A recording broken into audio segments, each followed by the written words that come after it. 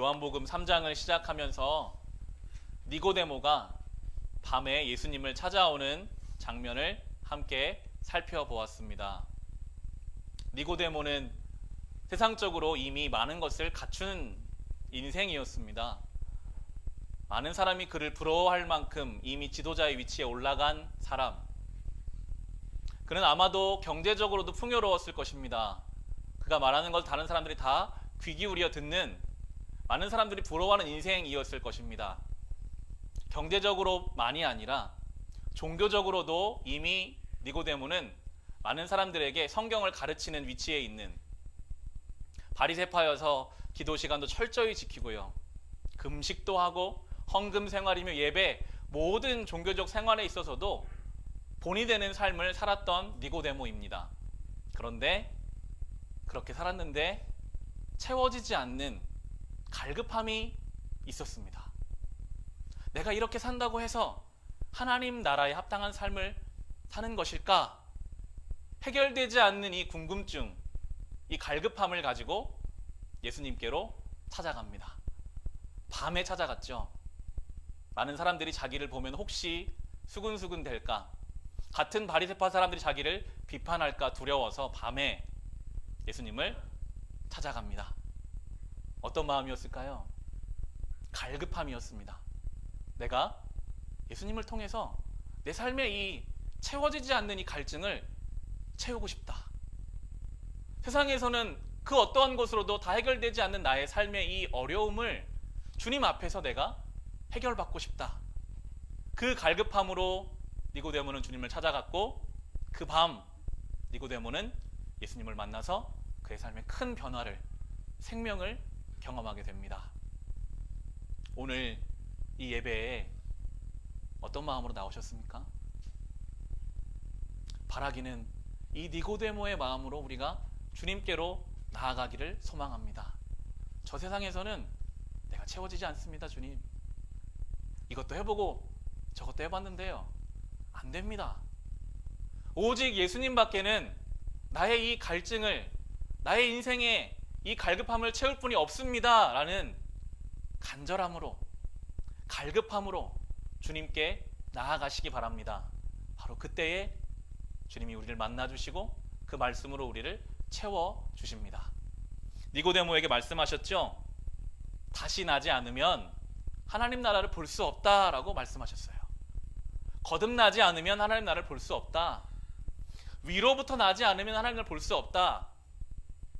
니고데모가 이 말을 못 알아듣습니다. 주님, 어떻게 사람이 다시 납니까?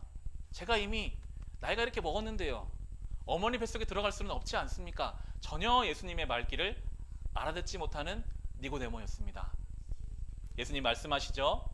그게 아니라 물과 성령으로 나야 한다. 물 세례와 성령 세례를 말씀해 주셨습니다. 물 세례는 이미 세례 요한이 그 당시에 베풀고 있었던 세례입니다. 요단 강가로 사람들이 나오면 그 물에 완전히 집어넣었다가 빼서 이제 죄는 다 죽고 주님의 자녀로 살아가라. 우리 육신에 보여지는 것이 물 세례라면, 성령 세례는 우리의 내면에, 우리의 영혼에 이루어지는 것이 성령의 세례입니다. 세례 요한이 예수님을 설명할 때 그렇게 설명했거든요. 나는 물로 세례를 주지만 내 뒤에 오실 분, 그 예수께서는 성령으로 세례를 베푸실 것이다 라고 예수님을 설명하는 그 표현 중에 한 가지가 바로 성령으로 세례를 베푸시는 분, 그분이 예수님이십니다. 예수님이 우리 안에 성령으로 세례를 베푸셔서 우리의 심령이 새로워지는 것을 경험하는 것, 그것이 신앙생활입니다. 예수께서 우리 안에 성령 세례로 우리를 바꿔주셔서 우리의 영혼이 새로워지는 것, 어떠신가요? 나는 성령 세례를 경험한 사람인가? 이 주일 아침에 저는 목사지만 성도님들이 날씨가 춥고 명절 밑이라 어쩌면 더 피곤한 이 주일 아침에 잘 수 있거든요. 내 일을 볼 수 있거든요.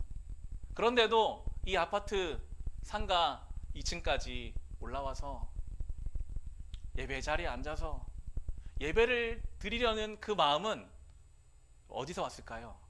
그것이 바로 성령이 우리 안에 계신 증거입니다. 성령이 우리 안에 계시지 않으면요, 절대로 이 시간 이 자리에 우리는 모일 수 없습니다. 형식적으로, 습관적으로 혹 나오실 수도 있겠습니다. 그러나 그 시작점에는 성령이 계십니다. 그것이 귀한 증거입니다. 그런데 이 니고데모는 성령에 대해서 알지 못했거든요.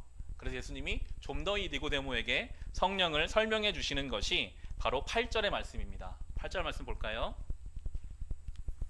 우리 요한복음 3장 8절을 같이 한번 읽어보겠습니다. 바람은 불고 싶은 대로 분다. 너는 그 소리는 듣지만 어디에서 와서 어디로 가는지는 모른다. 성령으로 태어난 사람은 다 이와 같다. 라고 바람을 가지고 예수님이 성령을 설명하고 계십니다. 지금 우리 한글 성경에는 바람과 성령이 다른 단어가 쓰이고 있지만 원래 이 헬라어 원문을 보면 푸뉴마라는 똑같은 단어가 사용되고 있습니다. 바람을 칭할 때도 푸뉴마, 성령을 칭할 때도 푸뉴마, 똑같은 단어를 성경은 사용합니다. 바람과 성령이 그만큼이나 유사점이 많기 때문입니다. 바람은 보이지가 않죠. 그렇지만 바람이 있다는 것은 모두가 다 인정합니다. 왜 그럴까요? 어떻게 바람이 있는 것을 우리가 알 수 있습니까? 바람 자체는 보이지 않지만 바람이 어느 대상에 불면 그 대상에 변화가 생깁니다. 나뭇가지에 바람이 불면 나뭇가지가 흔들립니다. 그걸 보고 아, 바람이 있구나 알 수 있습니다. 돛을 편 배가 바람이 불면 그 배가 힘을 들이지 않아도 앞으로 나아갑니다. 그걸 보면 아, 바람이 있구나 알 수 있습니다.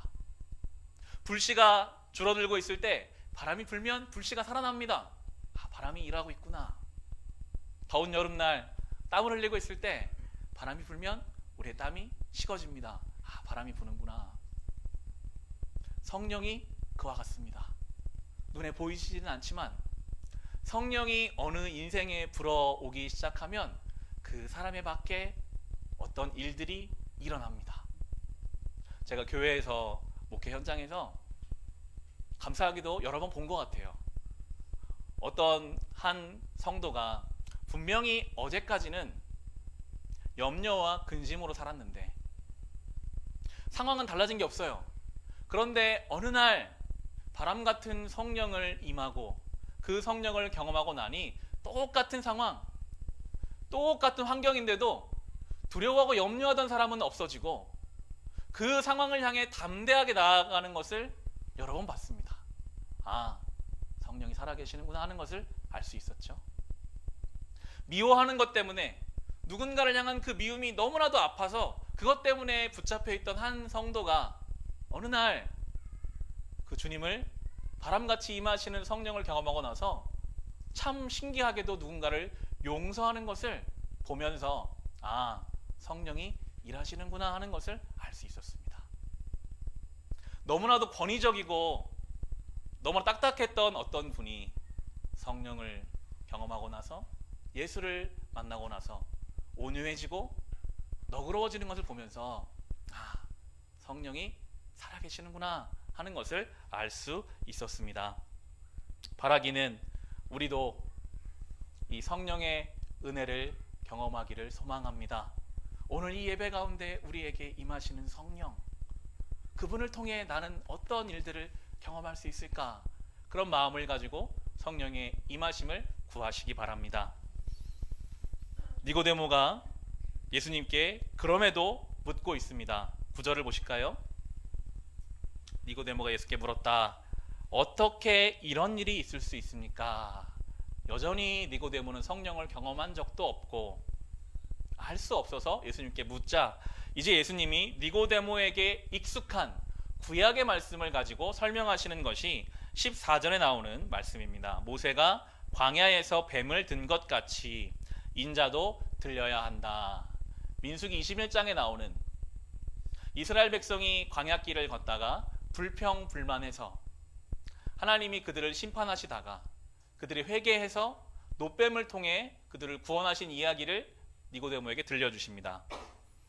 민수기 21장을 나중에 묵상해 보시면 이스라엘 백성이 거의 이제 출애굽이 끝나가는 40년이 다 돼가는 때예요. 40년 동안 그들은 일하지 않았어요. 그냥 하나님이 주시는 거 먹고, 성경의 표현에 따르면 옷이 낡아지지 않았대요.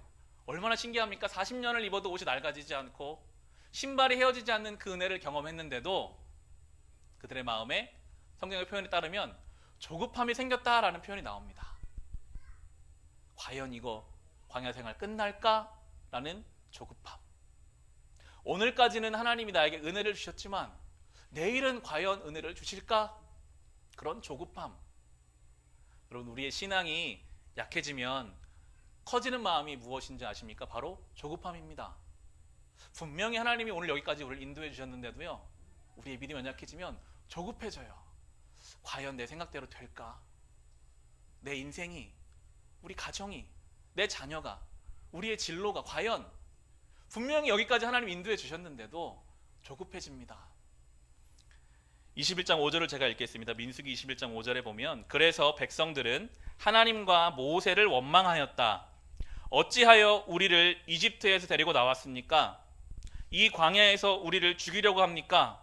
먹을 것도 없습니다. 마실 것도 없습니다. 이 보잘것없는 음식은 이제 진저리가 납니다. 라고 하나님께 이렇게 불경스러운 표현을 했습니다.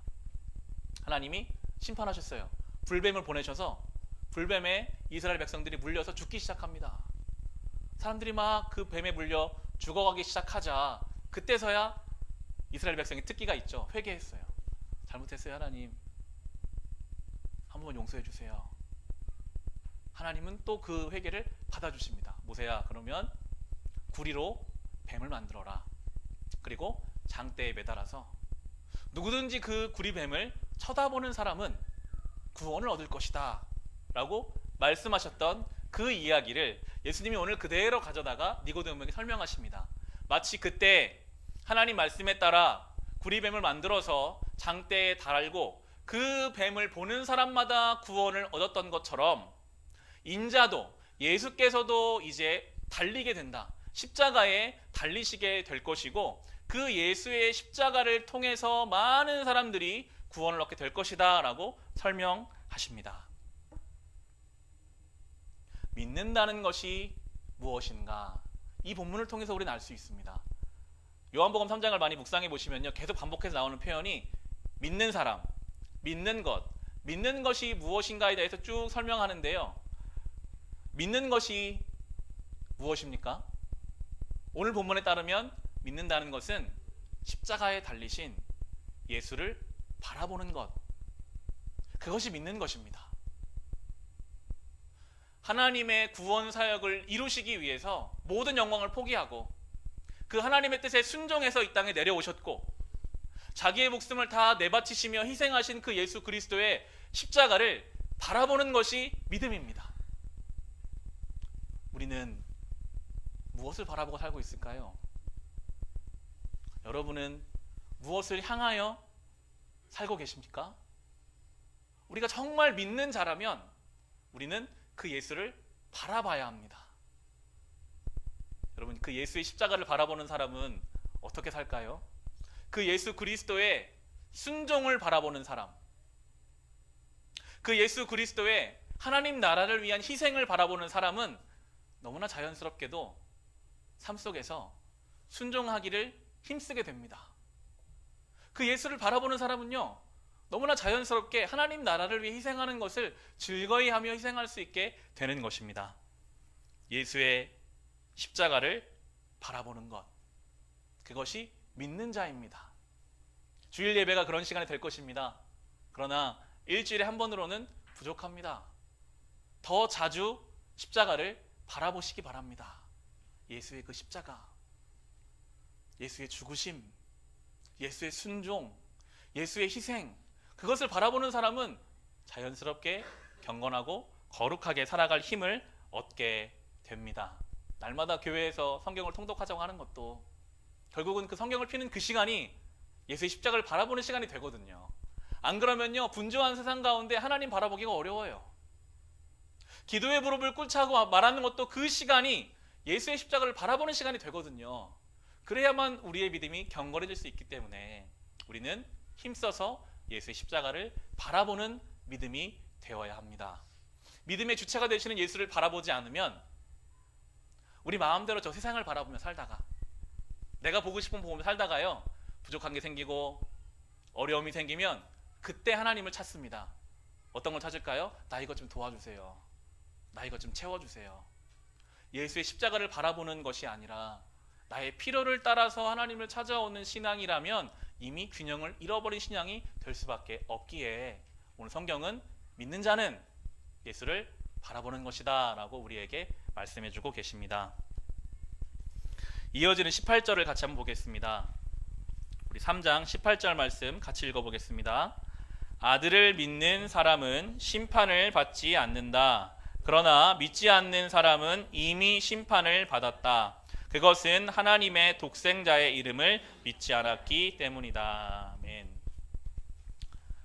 본문을 보시면 믿는 사람은 심판을 받지 않지만 믿지 않는 사람은 이미 심판을 받았다라고 말씀하고 계세요. 우리가 생각하기에 똑같이 세상을 살다가 죽으면 그때 가서 심판을 받고 받지 않고 라고 생각할 수 있는데 성경은 그렇게 말하고 있지 않습니다. 믿지 않는 사람은 이미 심판을 받았다라고 말씀하고 계세요. 여러분, 예수가 없는 인생은요, 채워지지 않는 갈증이 있습니다. 그것이 성경이 말하는 이미 받은 심판입니다. 예수가 없는 인생은요, 늘 떨쳐버릴 수 없는 불안함이 있습니다. 그것이 이미 받은 심판입니다. 창세기 1장에 보면 하나님이 창조사역 시작하시기 전의 상태를 성경에 표현하는 세 가지 단어가 있어요. 땅은 혼돈하고 공허하고 흑암 가운데 있다라고 말씀하십니다. 그게 예수를 만나기 전에 우리의 모습입니다. 혼돈, 늘 혼란스럽습니다. 진리를 떠난 인생은요, 항상 혼란스러워요. 무엇이 맞는 것이지? 공허합니다. 아무리 열심히 살아도 채워지지 않는 공허함이 있습니다. 흑암, 어둡습니다. 기본적으로 우리는 죽음을 향해 가고 있기 때문에 우울하고 답답할 수밖에 없습니다. 그것이 바로 심판 아래 있는 인생입니다. 신앙서적이나 여러 설교를 통해 우리가 이 관련된 예화를 듣는 것 중에서 유명한 예화가 하나 있습니다. 바로 에스키모가 늑대를 사냥하는 방법입니다. 에스키모가 늑대를 사냥하는 방법은 날카로운 칼날을 하나 준비해서 거기에 동물 피를 묻힙니다. 그리고 그 칼날을 한 곳에 딱 세워둡니다. 그러면 늑대가 피냄새를 맡고 와서 그 칼날을 죽은 짐승인 줄 알고 핥기 시작합니다. 처음에는 그 짐승 피를 핥는 것으로 시작했지만 어느새 자기 혀에서 피가 흘러나오고 있는데도 날이 추우니까 몰라요. 계속 그 칼날을 핥습니다. 그러다 보면 피가 너무 많이 나와서 과다출혈로 죽게 되고 그때 에스키모는 와서 그 늑대를 가져간다고 합니다. 오늘 성경이 말씀하시는 예수를 믿지 않는 인생은 이미 심판 아래 있다. 그 모습입니다. 하나님 앞에서 마치 그 어리석은 늑대와 같이 욕심이 우리의 삶을 죽이고 있는 줄을 모릅니다. 아, 너무 좋다. 이게 내가 원하던 것이다. 그것이 칼날인지도 모르고 자기의 생명이 빠져나오는지도 모르고 거기에만 집중해서 그것을 핥다 보면 어느새 죽어버리고 마는 인생인데도 몰라요. 이 이야기를 들으면 혹 반문할 수도 있습니다. 아니, 교회를 안 다녀도 예수를 안 믿어도 기쁨이 있었는데, 만족이 있었는데, 평안함이 있었는데 그건 어떻게 설명할 겁니까? 물론 예수 밖에도요, 기쁨도 있고요, 만족도 있고 평안함도 있습니다. 그러나 그 예수 밖에서 누리는 것들은 다 휘발성입니다. 날아가 버려요. 잠시 기쁠 수 있지만 그 기쁨은 오래가지 못합니다. 잠시 만족할 수 있지만 그 만족은요, 금방 없어져 버려요. 평안한 것 같지만 그 평안함도 날아가 버립니다. 그럼 어떻게 반응하는 줄 아세요? 내가 옛날에는 참 기뻤는데, 그때 내가 참 기뻤는데 지금은 내가 왜 기쁘지 않지? 원인을 찾기 시작합니다. 그 원인이 나에게 있다라고 생각하면 우울증에 빠져가게 되고요, 그 원인을 밖에서 찾기 시작하면 그때부터 비판하고 비난하게 됩니다. 내가 당신 때문에 기쁨이 없어졌어.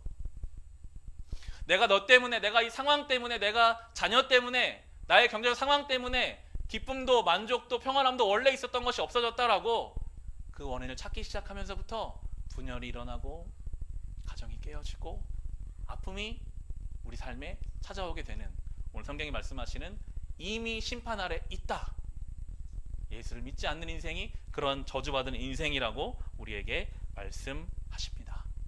참된 만족, 참된 기쁨, 참된 평안은 오직 예수 안에만 있는 것입니다. 19절을 보실까요? 심판을 받았다고 하는 것은 빛이 세상에 들어왔지만 사람들이 자기들의 행위가 악함으로 빛보다 어두움을 더 좋아했다는 것을 뜻한다라고 말씀하십니다. 이미 예수 그리스도의 빛이 들어왔는데도 그 빛을 따르지 않고 어둠 속에 있는 이유, 20절에 나오죠. 악한 일을 저지르는 사람은 누구나 빛을 미워하며 빛으로 나오지 않는다. 그것은 자기 행위가 드러날까 보아 두려워하기 때문이다 라고 나옵니다. 빛이 있는데, 생명의 길이 있는데 그 길을 무시하고 내가 원하는 죄의 길을 갑니다. 성경이 말하는 죄는 나쁜 행동이 죄가 아닙니다. 성경이 말하는 죄는 잘못된 방향이 성경이 말하는 죄입니다. 빛의 길이 있는데, 예수의 길이 있는데 이 길이 아니라 다른 길을 향하고 있다면, 다른 방향을 향하고 있다면 그것이 죄입니다. 이 다른 방향으로부터 나오게 되는 결과물들이 나쁜 행동이 되겠죠. 이 잘못된 방향을 다시 온전하게 잡아주시기 위해서 이 땅에 오신 분이 예수 그리스도이십니다. 그것이 구원입니다. 온전한 방향을 다시 하나님께로 맞추는 것. 21절을 보시면 이렇게 결론을 내고 있습니다. 우리 21절은 같이 읽어보겠습니다. 그러나 진리를 행하는 사람은 빛으로 나온다. 그것은 자기의 행위가 하나님 안에서 이루어졌음을 드러내려는 것이다. 아멘. 진리를 행하는 사람, 하나님의 자녀, 믿는 사람, 그는 두 가지죠. 빛으로 나온다, 자기의 행위가 하나님 안에서 이루어졌음을 드러낸다 라고 표현합니다. 이 진리를 행하는 빛으로 나오는 사람의 대표적인 사람이 바로 니고데모입니다. 니고데모는 어느 순간 깨달았습니다. 세상에서 아무리 많은 것을 가져도, 다른 사람들이 다 부러워하는 위치에 올라가도 해결되지 않는 것이 있구나. 나는 이미 심판 아래 있는 인생이구나. 그것을 깨달은 순간 니고데모가 빛으로 나왔습니다. 예수님께로 나왔습니다. 우리도 빛으로 나아가는 삶을 살아야 합니다. 그런데 이게 구체적이지가 않잖아요.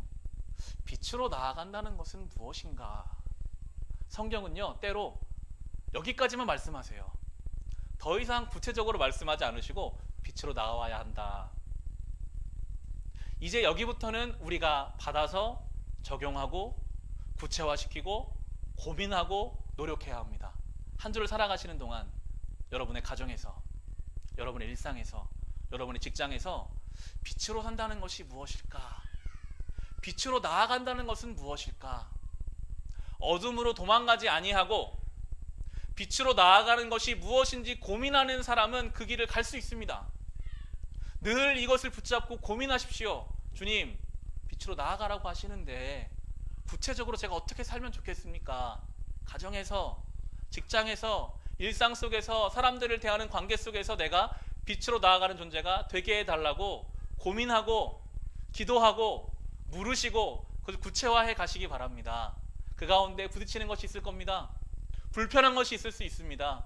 부딪히는 것, 아픈 것, 그러나 그 길이 좁은 길, 옳은 길, 생명의 길인 줄 믿고 그 길을 걸어가시기를 바랍니다. 좀 더 구체 설명해 주신 것이 그 행위가 하나님 안에서 행한 것임을 드러내는 존재가 믿는 사람이다 라고 성경이 오늘 설명해 줍니다. 우리의 행위가 하나님 안에서만 가능할 만한 행위들을 하면서 사는 것이 믿는 사람이에요. 우리 행위가 저 세상에서 하는 대로 그대로 따라가고, 우리 행위가 그냥 나 좋은 것, 내가 바라는 것, 내가 원하는 것 그냥 똑같이 따라 행하는 것이 믿는 사람이 아니라, 오늘 성경의 표현에 따르면 믿는 사람은 그 행위가 하나님 안에서 이루어진 것을 드러내는 사람, 이 행위는 하나님 안이 아니면 사람의 본성으로는 할 수 없는 그 행위를 하면서 사는 존재가 믿는 사람이라고 오늘 성경이 우리에게 가르쳐주고 있습니다. 무엇이 있을까요? 저는 고민해 봤거든요. 그럼 뭐가 있을까? 어떻게 사는 것이 그런 행위일까? 과감하게 용서하며 살아갑시다. 용서하려고 하면요, 손해보는 것 같을 때가 있어요. 내가 왜 저 사람을 용서해야 되지? 내가 용서한다고 저 사람이 뭘 할까? 인간적으로는 그럴 수 있으나 하나님 안에서 일어나는 그 행위는 우리가 이미 용서받았기 때문에 과감하게 용서하며 살아가시기 바랍니다. 넉넉하게 덮어줍시다. 기다려줍시다. 어려운 중에도 소망을 잃지 맙시다. 하나님께 맡기고 평안함을 가집시다. 우는 자와 함께 울어주며 나에게 아무런 도움이 되지 않는 관계라고 할지라도 나보다 연약한 자를 돌보아 줍시다. 세상에서는 할 수 없는, 나올 수 없는 그 행위들, 행실들이 우리가 하나님 안에서 행할 때 그것이 믿는 자라고 오늘 성경이 말씀하고 있기 때문입니다. 오늘 설교의 제목을 본문의 내용을 인용해서 믿는 자는, 믿는 사람은 이라고 정해봤습니다. 두 가지였습니다. 믿는 사람은 예수의 십자가를 바라보는 사람이다. 믿는 사람은 빛으로 나아가는 사람, 그 행위가 하나님께로부터 난 것임을 많은 사람들에게 드러내는 사람이 믿는 사람인 것을 우리가 기억하며 이 한 주 하나님을 기쁘시게 하는 믿는 사람으로 살아갈 수 있으시기를 우리 주님의 이름으로 축원합니다.